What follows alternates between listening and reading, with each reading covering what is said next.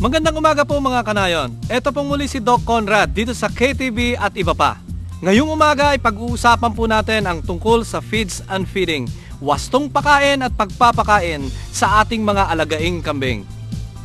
Tungkol naman po sa wastong pakain, dapat po nating tandaan para mapanatili ang mataas na production level, ma-maximize po natin ang performance ng ating mga kambing, kailangan po natin maibigay ang sapat at wastong pakain sa kanila.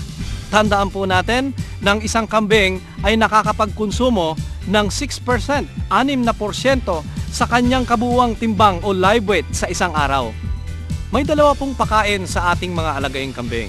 Una po rito, yung tinatawag po nating raw feeds. Pangalawa, yung concentrates. Ang raw feeds ay ito ang pinakamurang source ng pagkain ng ating mga alagaing kambing.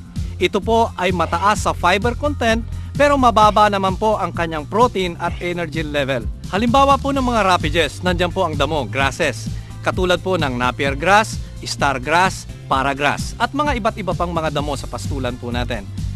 Halimbawa din po ng rapages, nandiyan po ang legumes o legumbre. Nandiyan ang ipil-ipil, kakawate, centrosima, flamingia, rinsoni.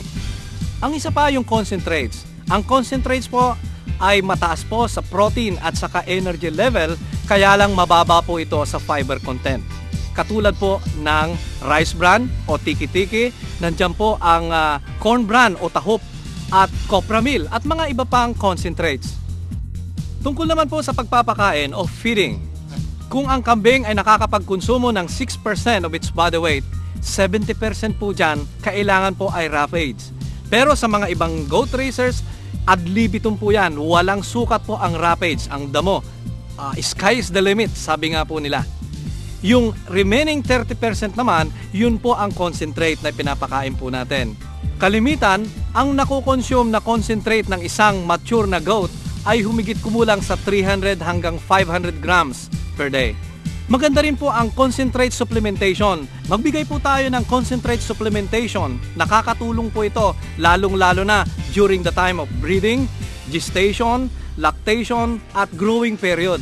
At isa pa, ang kailangan po na concentrate ng mga ruminants katulad po ng kambing ay mababa ang crude protein requirement po nito. Ito po ay umabot lamang ng 10 to 12% CP, hindi po katulad ng baboy at manok na concentrates.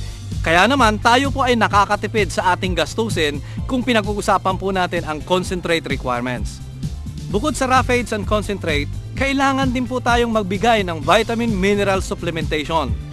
At sa vitamin mineral supplementation, sa commercial farm, ang kalimitang binibigay po nila ay yung tinatawag nating UMMB, Urea Molasses Mineral Block o Mineral Leak. Ito po ay isang bloke na dinidilaan po ng ating alagang kambing. Ito po ay rekomendado lalong-lalo na po kung ang ating pastulan ay unimproved pasture. Sa mga semi-commercial at backyard raisers naman, kalimitan ang ginagamit po nilang vitamin mineral supplementation ay gumagamit po sila ng salt lick o yung asin. Ang asin po kalimitan linalagay po yan sa kawayan na may butas sa gilid at ikinakabit po natin, tinataas po natin and then didilaan po ng ating alagaing kambing yan. Tandaan lang po nyo, kapag gumamit po tayo ng vitamin mineral supplementation o mineral block o salt lick, kailangan po mayroong available na fresh and clean water. At isa pa, ang panghuli po, nakakatulong din po ang pagbigay natin ng regular injection ng vitamin ADE para po mapataas po natin ang reproductive efficiency, lalong-lalo na po ang ating mga breeders. O yan po, napag-aralan na po natin ang tungkol sa feeds and feeding, wastong pakain at pagpapakain. Sa susunod na Sabado, pag-uusapan naman po natin ang common management practices, mga karaniwang pamamaraan sa pag-aalaga ng kambing. Heto po muli si Doc Conrad dito sa KTV at iba pa.